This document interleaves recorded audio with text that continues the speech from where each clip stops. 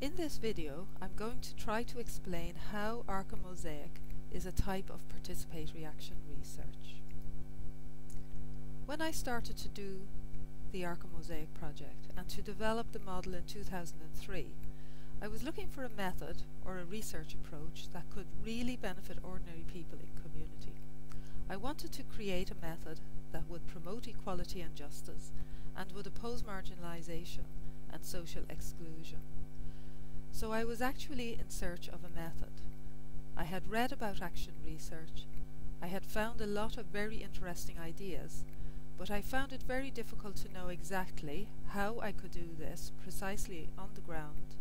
What were the practical details about how I could collect data, how I could analyze it, and how could people be involved? How could I do research that could directly benefit the people who participated? Also, I had a very specific interest in carrying out research that could be published in academic journals and that would really be taken seriously both in academic circles and in community circles among ordinary people, particularly the people that the research was about. I wanted to do research that would specifically benefit the people who participated and not just benefit them indirectly as most research aims to do. I also wanted this knowledge to be beneficial to academic communities who oppose the dominance of knowledge by elites in society. This is precisely what action research is supposed to be about, according to Peter Reason, who is one of the editors of the Handbook of Action Research. In relation to PAR, I want to emphasize that PAR emerged in the mid-20th century as a political and ideological struggle that opposed the dominance of knowledge by elites, and it is based on the view that people can generate their own knowledge about their lives and their world. This is consistent with what the ARCAMosaic model aims to do. Critical PAR is similar to ARCAMosaic, and you can read about critical PAR in the Sage Handbook of Action Research, the 2008 edition, in the chapter which is written by Stephen Kemmis.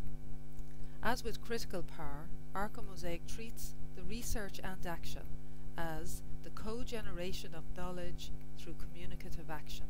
The research is the co-generation of knowledge. In other words, the research is the action.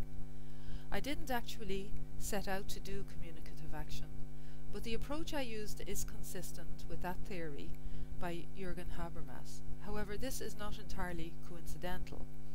I based my model on Paulo Freire's dialogical education method, that is, his critical education theory. There is a parallel between Freire and Habermas in that they were both influenced by the Frankfurt School of Sociology and Psychology. There are also a lot of common influences about action research coming from the critical, feminist and emancipatory literature.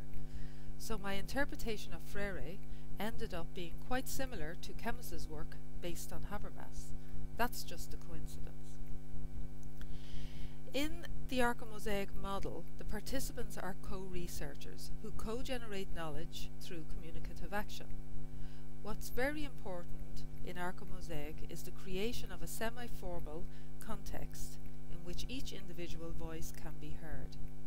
This is very similar to Kemmis's idea of critical PAR, that if people find a safe space where they can speak openly about their lived experience, then they will do so.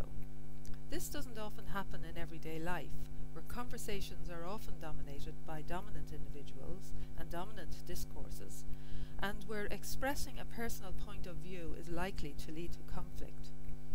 This is how dominant discourses come to prevail and how the voices of individual experiences can be silenced.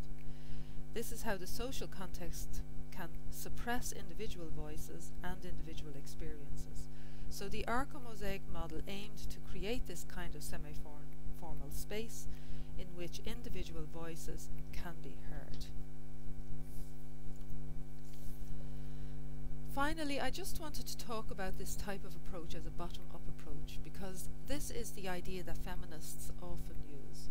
The knowledge created by elites is a top-down type of knowledge, and that knowledge generated by ordinary people about their own lives and their world is actually a bottom-up perspective. And in order to get a complete knowledge and a more balanced perspective, we need to integrate the top-down and the bottom-up perspectives. PAR can sometimes be referred to as insider research, and this could be insiders within a business, within the workplace where people can carry out research about their own lives, or it could be in the community, with people carrying out research about their experiences within community. In relation to health or education services, including community and mental health services, service users can become the researchers or co-researchers. Sometimes this is referred to as service user research or user-led research, and that's becoming more popular. PAR can involve people in all stages of the research process. To conclude, I would like to refer back to the ARCAMosaic dual methodology, because within this model there are two different methodologies and two different methods. For the community research involving the co-generation of knowledge by participants as co-researchers, the first method was used. The second method is what I did as an academic researcher, but there's absolutely no reason why the co-researchers cannot be in charge of both. The academic researcher could be a member of the community, or there could be a team of researchers taking responsibility for the academic side of the research, and that could include members of the community and researchers from the university system working together. So there is no reason why ordinary people cannot be involved in all stages of the research process. The research methods used in ARCAMosaic include reflexive ethnography, interpretative phenomenological analysis, and the use of art in meaning making and as data. The traditional research process of data collection, data processing, and reporting of findings is reflected in the community research process of generate, document, and communicate.